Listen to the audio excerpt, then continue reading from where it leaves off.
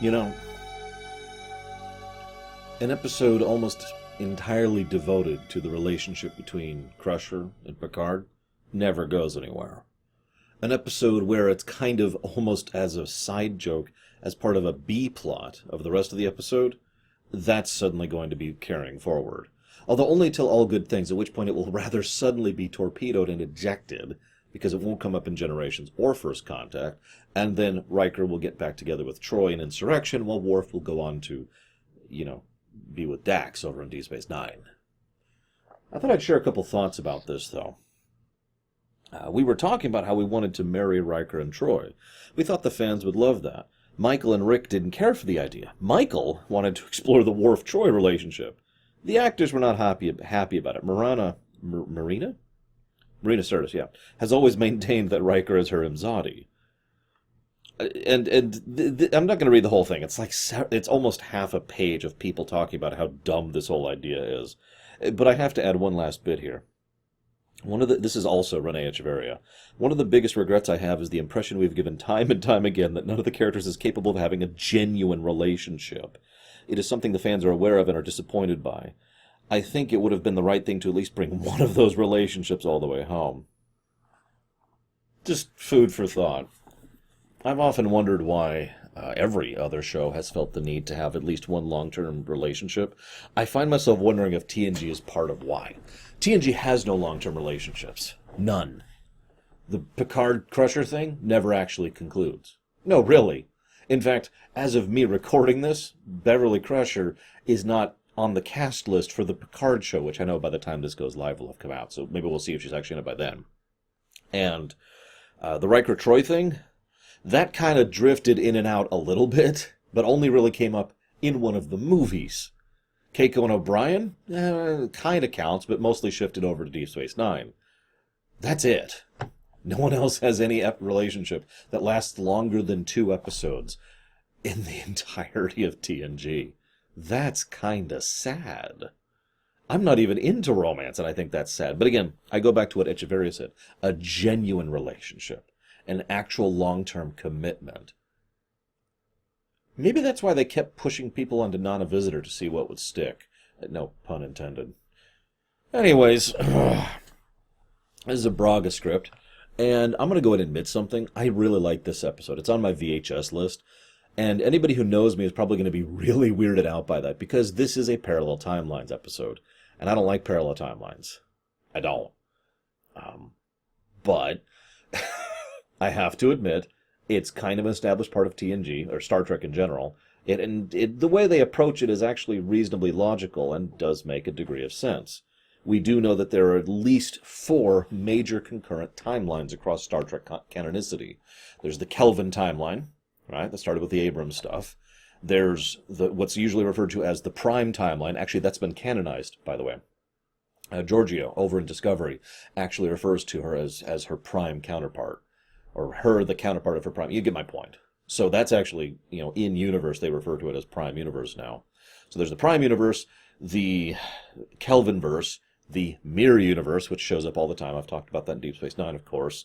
And we'll be talking about that soon-ish. I'm not sure when, but Emperor's New Cloak is an episode we're talking about sometime this month or last month or whatever. And then there's the other one. I'm not actually going to talk about the 4th one because it's actually spoilers for Star Trek Online. All I'm going to say it's probably the most clever of the various timelines. Anyways, so keeping these 4 straight is actually relatively easy, because there's clear delineations between them and clear methods by which you can communicate and transfer across them, which is also available, and each of them happens as a direct result of time travel and alteration. This does lead to what is effectively a form, a mutant variant of Type 3 time travel, since one of these was crafted by time travel, but the others apparently just existed thanks to the natural law of the universe. I also have to admit I really like the book Q Squared, which basically takes this idea and runs with it. So, a little bit of bias there. What can I say? I like Peter David. Anywho, so the episode starts, and right off the bat, he's not in the Prime Universe. In fact, we only see the Prime Universe at the very end, after he wakes up on the shuttle. So everything else is in one of the other timelines. Now, it's hard for me to discuss this, because all I can say is, it's in the details. But It's in the details. It's one of the things I really enjoy about this episode. There's a lot of attention to detail on many points. Very clever and creative stuff. And they're very consistent about it, too. They make a point of only changing things once there's been a shift. And they try to make it clear, tracking the shifts, so you can always tell when a shift happens. And you can start to play spot the changes, right? Some of those changes are very, very minor. The first one I noticed was the cake changing from chocolate to yellow or whatever. There's also Picard suddenly being able to attend. There's Data and Geordi switching position, and Picard's not there at all. Et cetera, et cetera. There are several little details and shifts that go throughout.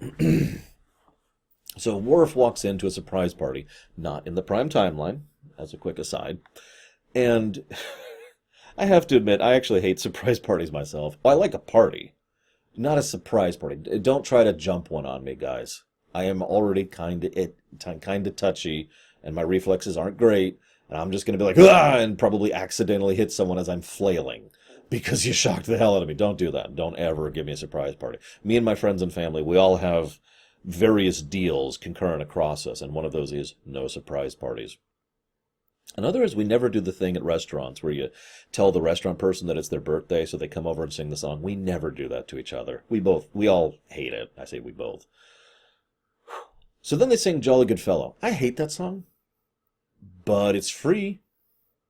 If you ever wonder why television in general and Star Trek in specific uses for He's a Jolly Good Fellow, it's because they don't have to pay licensing fees to use it. The Happy Birthday song does include licensing fees. Seriously. Even back in the 90s, this was true. If I was to sing the Happy Birthday song right now, I'd probably get copy-wronged. Anyways. So, they go to redirectate his room. There's a really cool scene where Alexander has made a cast of his forehead ridges and given it to Worf. And Worf's obviously really happy about it. I have to admit, that is really cool. My own mother actually has painting of my handprints when I was, well, about half this size. It's actually maybe even smaller. I was really young.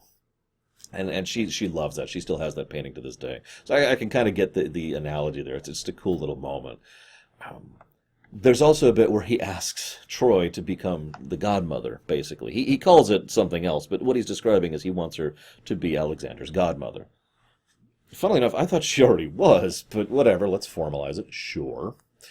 And what I really love is not only is it a nice human, which is funny because neither of the people present are humans, but it's a nice human moment, but it also shows how much he respects Troy, how much he values her, not in a romantic way, just in general. And, as an addendum to that, it's also a funny moment. You realize this would make Loxana your godmother. I didn't realize that. Oh, God. It's worth it. I'm still going to do it. I mean, after all, Loxana and Alexander get along pretty well anyways. So then we go check out the Argus array. Funnily enough, this is actually the same array. They reuse graphics all the time in this show. I try not to comment on it unless it's a big deal. Like, virtually every ship you see that's just a random NPC ship has probably been seen at least 5 other times across the show. They do this all the time. But this is actually the Argus array from the Nth Degree. It's kind of a neat little callback there, but more to the point, we find out the relative power of this thing. Now, I know there's no official map of the galaxy, because I don't know why, but I like to go by Star Trek Online's rough map. So we got the Beta Quadrant, we got the Alpha Quadrant. Cardassians are over there, right next to Bajor in the Alpha Quadrant. Pretty far out. There's a reason it's called Deep Space Nine, right? So they're way over there. Earth is way the hell over there. Now, why is this relevant? Because the Argus array, which is on the border of Cardassian territory, can see an image from Mars. The Utopia Planitia. That is an insanely detailed and incredibly amazing array. Holy crap. I am actually legit impressed. Even in Star Trek standards, that's some scanning tech right there. Makes sense, though. We have telescopes in real life that can see very, very, very far, but, it's just obviously we're limited by the tech and the standards of the time. So it makes sense if you have this city-sized array, you can use it to such extent. You can also see why the Cardassians are so worried about this thing. Frankly, just about everyone should be. Anywho, so then we have our next shift. The tournament kind of changes. Quick question, where are all the other Worfs going? We actually see the Prime Universe calls up and there's a Worf there. Are they all displaced too? I mean, that's actually possible, and that's always been my headcanon, but they never actually answer that question. Anyways, so he goes down to Crusher's, and this is the weakest part of the episode for me, and this is one of the reasons why this doesn't sit in the top 10 for me for TNG episodes. Because then they pull a Cassandra Truth thing. Come on, Braga, you got this right with Timescape. But nobody believes him. Oh, no, you're just a moron, or you're tired, or you have a concussion, or what. You can scan him. Crusher, you could just scan him to see if he has a concussion, because he doesn't. And lo and behold, that would suddenly reveal the truth. But no, can't do that.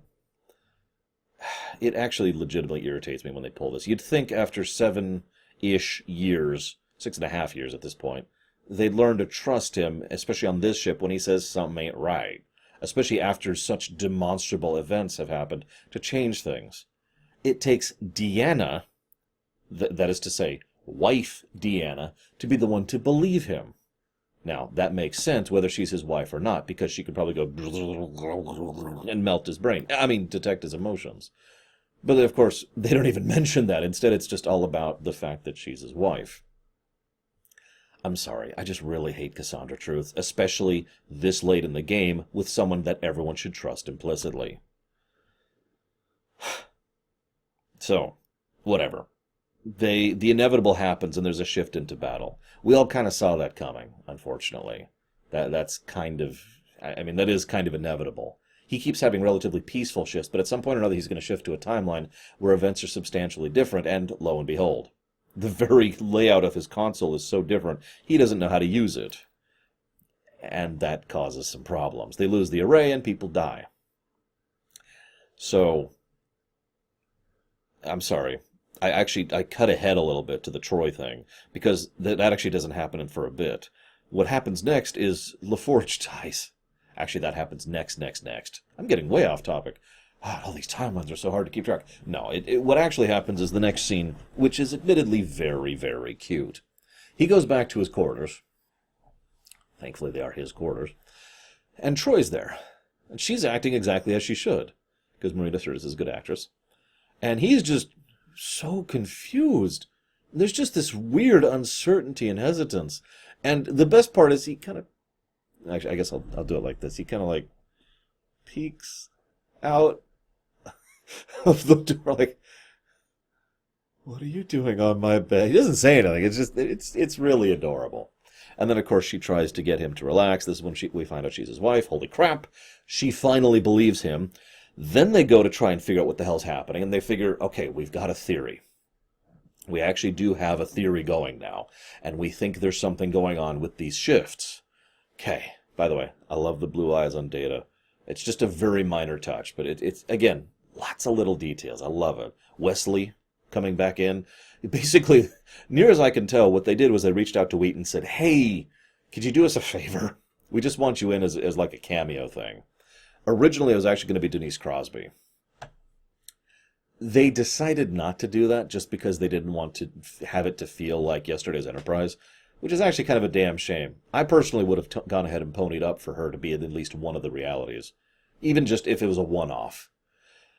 At least she comes back for, all good things.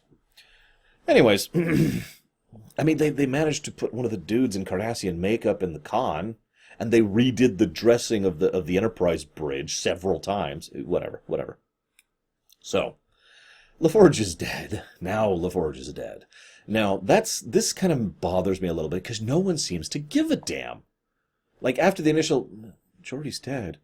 No, everyone else is just like, all right, yeah, now we got to figure out this intriguing situation with Worf. His corpse is right there, being covered by a very small modesty cloth, by the way. And they're like, okay, let's figure this out. Okay, so they go activate the visor, and it's like, all right, that's the trigger. A couple things change. Now they're wearing the Future Imperfect insignia. Nice touch. They're married, but now they have children. A few other little shifts happen. Ogawa isn't even present. Dr. Ogawa, that's interesting. And, of course, Jordy's modesty cloth has shrunk from about this to about this.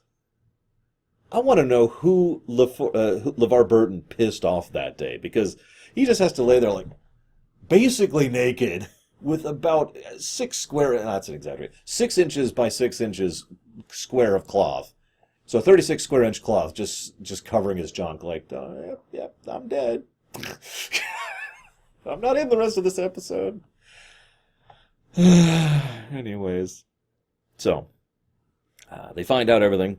Troy has this actually pretty good moment where she has to come to grips with A, the fact that there's a Worf out there that doesn't love her, which is something that never occurred to her before.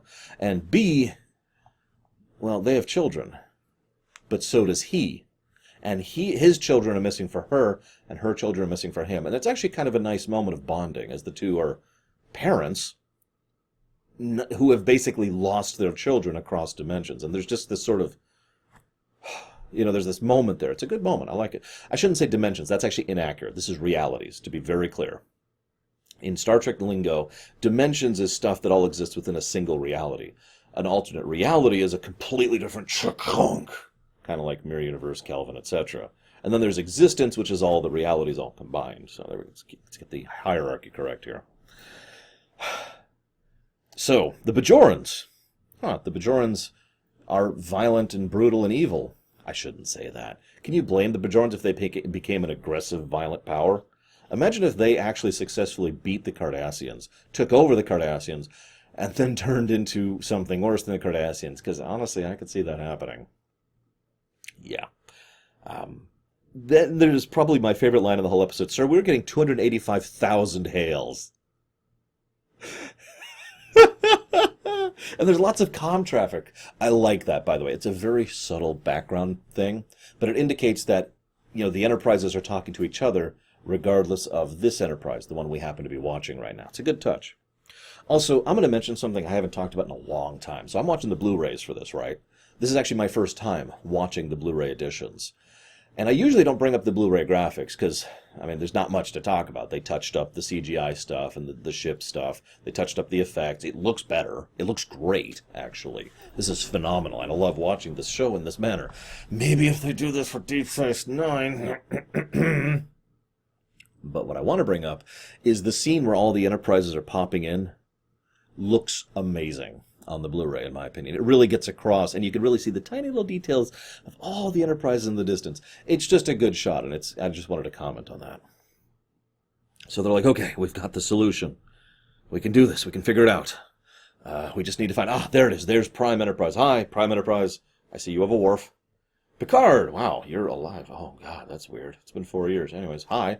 Listen, we're going to send Worf over there. We need your shuttle, the Curie. Thanks.